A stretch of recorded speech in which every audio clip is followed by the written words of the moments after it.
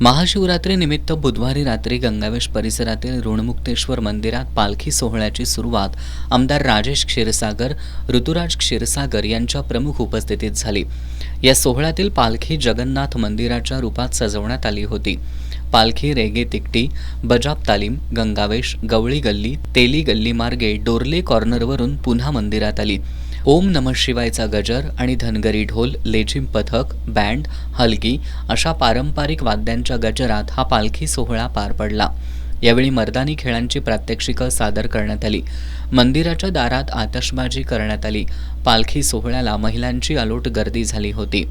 यावेळी मंडळाचे अध्यक्ष गिरीश वासकर, उपाध्यक्ष धनाजी वासकर, कविराज संकपाळ, अरविंद दुर्गुळे, उत्सव कमिटीचे अध्यक्ष रोहन थोरात, उपाध्यक्ष सुमित दुर्गुळे, युवराज संकपाळ यांच्यासह मंडळाचे कार्यकर्ते, महिला उपस्थित होते।